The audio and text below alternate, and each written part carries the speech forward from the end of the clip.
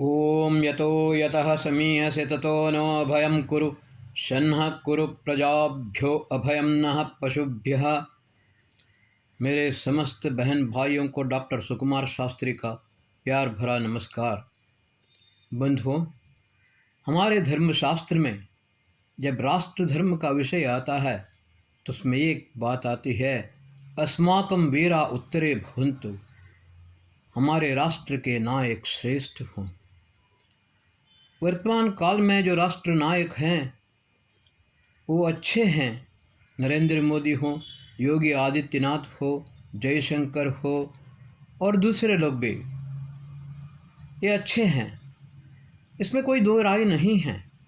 लेकिन दुर्भाग्य इस बात का है कि उन्होंने राष्ट्र धर्म का प्रथम पाठ भी, फर्स्ट लेसन भी ठीक तरह से अध्ययन नहीं किया है। संविधान को ये बताते हैं, न तो वो संविधान समान विधान है न अच्छा विधान है। संविधान मैंने देखा है, संविधान का मुखपृष्ठ पर श्री राम का चित्र था।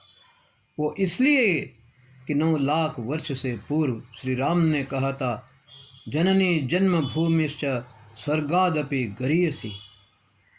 यह जन्मभूमि, यह राष्ट्र स्वर्ग से महान है और सर्वोपरि है। किसी भी हालत में, चाहे वो राष्ट्रपति हो, प्रधानमंत्री हो, हाई कोर्ट का, सुप्रीम कोर्ट का चीफ जस्टिस हो या और कोई, राष्ट्र से बड़ा कोई हो ही नहीं सकता। बंधुओं, यजुर्वेद में राष्ट्र धर्म का विषय बहुत विस्तार से, अच्छी ढंग से बताया है और महर्षि याज्ञवल्क्य ने शतपथ ब्राह्मण में बहुत अच्छी तरह से समझाया है। लेकिन इसको समझने के लिए हमें इतिहास को जानना पड़ेगा। बंधुओं, घनानंद नंद वंश का अंतिम राजा था।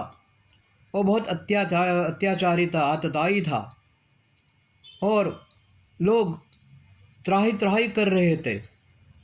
उस समय तक्षशिला विश्वविद्यालय के कुलाधिपति आचार्य चाणक्य बहुत ही चिंतित थे, व्याकुल थे, किस प्रकार से इस आर्यावर्त के, भारतवर्ष के प्रजा को किस प्रकार सुरक्षित करें और इस घनानंद का विनाश किस प्रकार करें।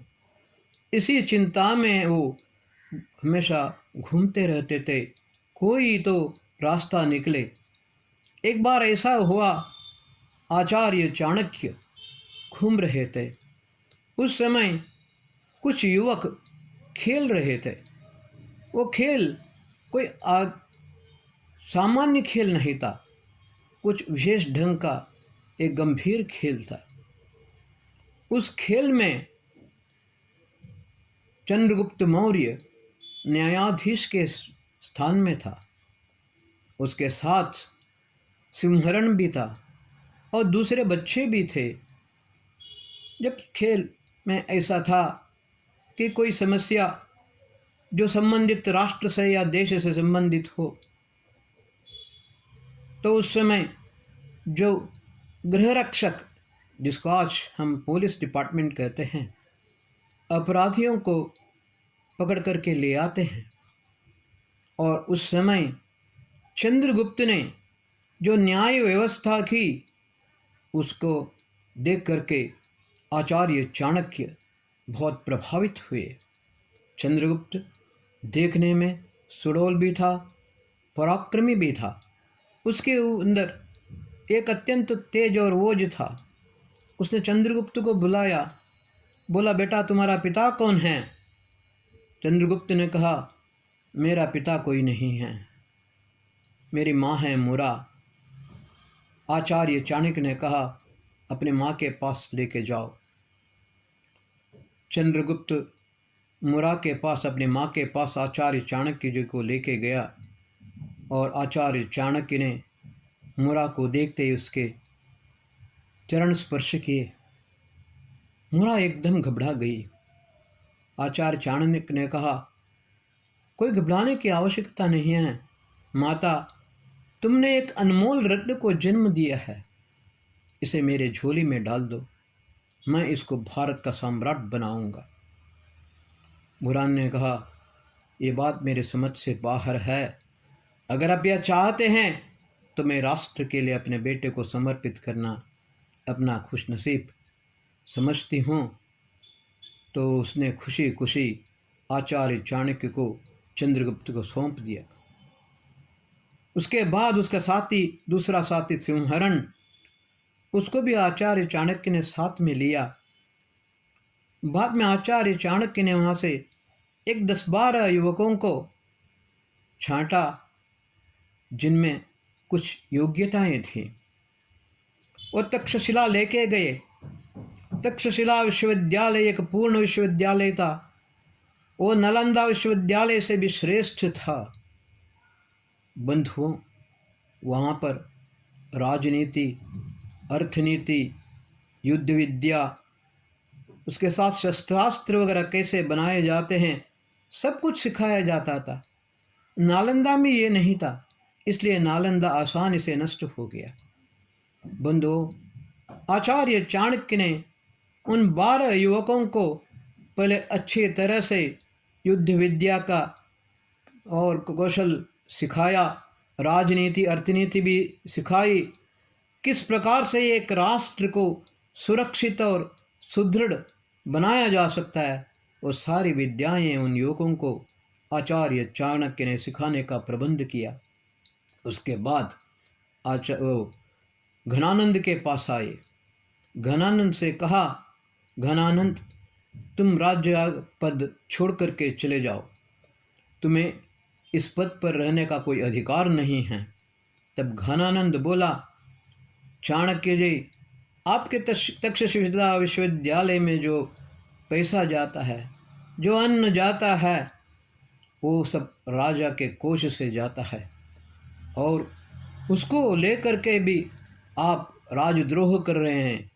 तब चाणक्य कहता है, नंद, मैं एक ब्राह्मण हूँ, और ब्राह्मण कभी किसी का अन्न नहीं खाता है, वो सिर्फ भगवान का प्रसाद खाता है, और किसी के राज्य में नहीं रहता है, वो सिर्फ भगवान के राज्य में विचरण करता है।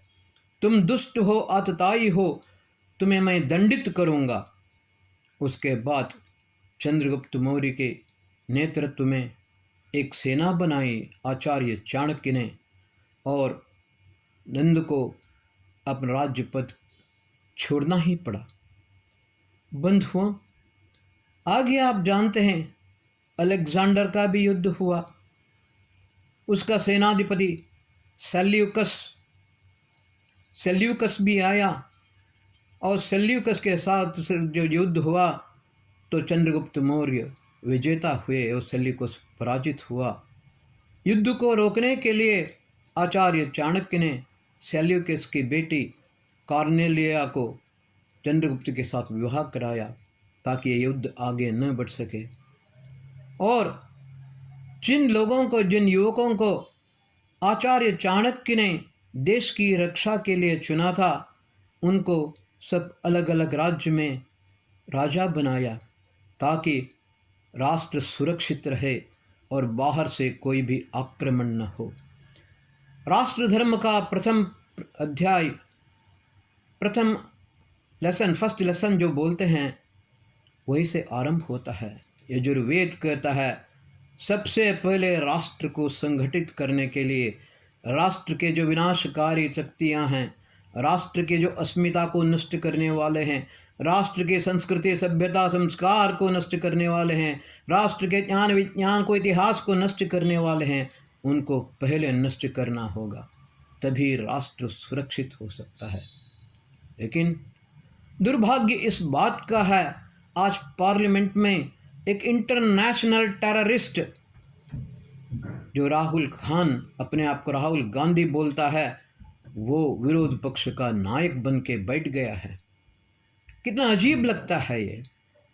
बंधुओं, मुझे आश्चर्य हुआ, बांग्लादेश में इस प्रकार से एक आतंक कैसा हो गया, किस प्रकार से हिंदुओं पर बर्बर अत्याचार हुआ, किस प्रकार से उसका वो गिराया गया, सरकार गिराई गई। ये बात में पता चला कि लंदन में जाकर के उसने एक सीक्रेट मीटिंग किया, तो सीक्रेट मीटिंग करके, और जो तारिक था और दूसरा जो भी प्रधानमंत्री, ये बोलने के लिए अपने को शांति प्रशस्ति प्राप्त किया बोलता है, लेकिन ये सब मिले हुए भगत है। इन सब लोगों ने मिलकर के बांग्लादेश में एक भयानक रूप से आतंकवाद किया और हिंदुओं का कत्ले आम हुआ। बंधुओं, हैरानी मुझे तब भी हुई, मैंने आगे और अध्ययन किया तो न कोई किसी देश का प्रधानमंत्री है, न किसी देश का राष्ट्रपति है, लेकिन वो लंदन में जा कर के भी सीक्रेट मीटिंग करता है और अमेरिका जा कर के वाइट हाउस में भी सीक्रेट मीटिंग करता है। वो किसी देश में भी एक आंदोलन करने के लिए, कराने के लिए, उत्पात मचाने के लिए, आतंकवाद कराने के लिए, दंगा फसाद करने के लिए सभी प्रकार से सक्षम हो गया है। उसका एक भयानक एक संगठन बन गया है जो विश्वव्यापी है। वो निश्चित रूप से एक इंटरनेशनल टेररिस्ट है। उसको विरोधी पक्ष का नेता चुना गया है। बंधु, ये हमारा राष्ट्र सुरक्षित नहीं है। अभी वक्फ बोर्ड का जो चल रहा है, अश्विनी उपाध्याय ने कहा यह इस प्रकार से नहीं चलेगा, वक्फ बोर्ड कानून को पूर्ण रूप से समाप्त करो, लेकिन लीपा पोती मत करो, आधा अधूरा काम मत करो। अभी स्वतंत्रता संग्राम के जो 75 या 77 साल कुछ हो गए, उसका 15 अगस्त को मना रहे हैं, लेकिन इसका मूल क्या है? मैंने गूगल में काफ़ी सर्च किया, मुझे हैरानी तब हुई। मैं तो यही सोचता था मोतीलाल नेहरू की 3 पत्नियां थी, लेकिन नहीं, मोतीलाल नेहरू के 4 पत्नियां थी। और आपको जान करके हैरानी होगी, मोहम्मद अली जिन्ना, शेख अब्दुल्ला और जवाहरलाल नेहरू तीनों के भाई मोतीलाल नेहरू है। ये गांधी सरदार वल्लभ भाई पटेल को और स्वामी श्रद्धानंद को भी ज़्यादा अपना पढ़ने पास में नहीं आने देता था। उससे ज़्यादा ये मोहम्मद अली जिन्ना को और शेख अब्दुल्ला को और इसको जवाहरलाल को ज़्यादा उसको वो देता था, प्रामुख्यता देता था। बंधु, इसका नतीजा बहुत भयानक हुआ। यह राष्ट्रपिता नहीं है, राष्ट्रपित्त विकार है, जो हाइपर एसिडिटी हो करके, ये अल्सर हो करके कैंसर हो गया है। बंधुओं, क्या आप जानते हैं, इन लोगों ने मिलकर के, 4 लोगों ने मिलकर के 40 लाख हिंदुओं की हत्या कराई है। और कितने लोग मरेंगे। आज भी ये राहुल गांधी हर जगह पर जाकर के जहाँ जहाँ भी जाता है तो वहाँ पर अत्याचार कराता है, आतंकवाद कराता है, दंगा फसाद कराता है। एक महिला 2 दिन पहले मेरे दुकान में आई।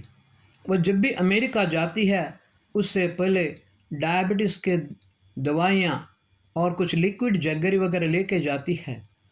वो आई, बोली मेरा खून खोल रहा है।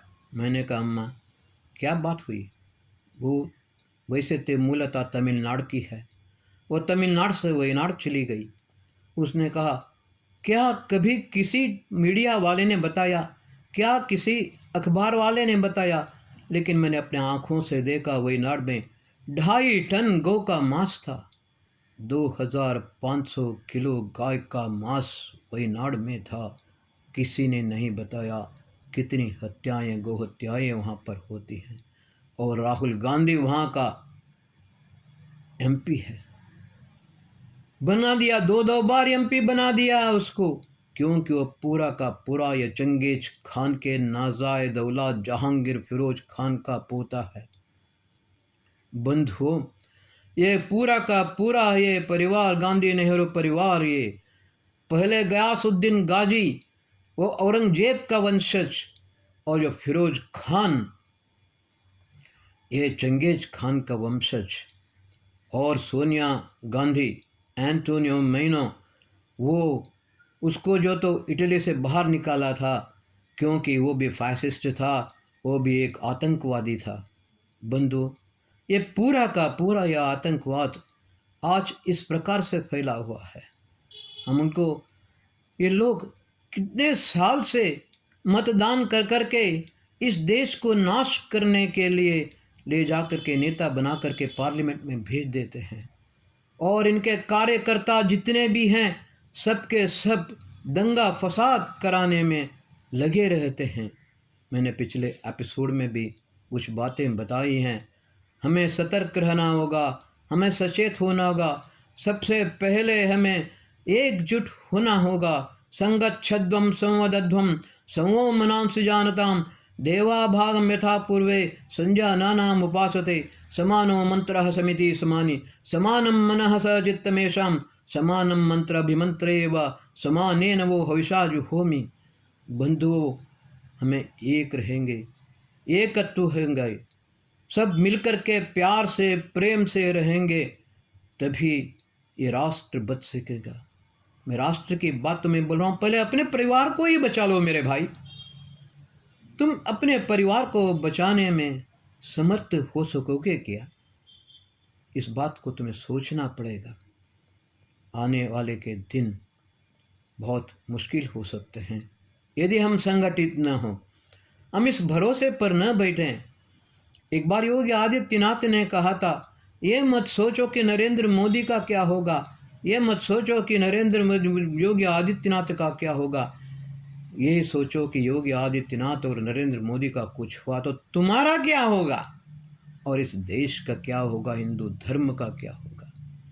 बंधु, एक कवि ने लिखा है, एक बाग को उजाड़ने एक उल्लू ही काफ़ी है, जहाँ हर शाख पे उल्लू बैठा हो उस बाग की क्या हालत क्या होगी।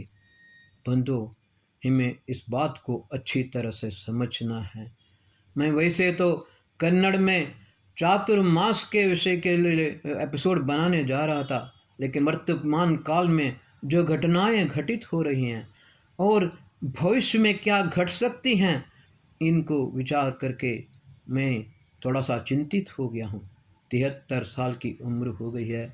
42 साल तक पूरे देश में घूम घूम करके मैंने सारे अत्याचार प्रकार के दंगे फसाद देखे हैं। कितने कितने क्या क्या कारण हैं, किसने कराए हैं, ये सब कुछ अच्छी तरह से मैंने देखा है, भोगा है। इसलिए आप लोगों को सचेत कर रहा हूँ। बंधुओं, अगर नाव डूबी तो डूबोगे सारे, न तुम ही बचोगे न साथी तुम्हारे। ओम शांति।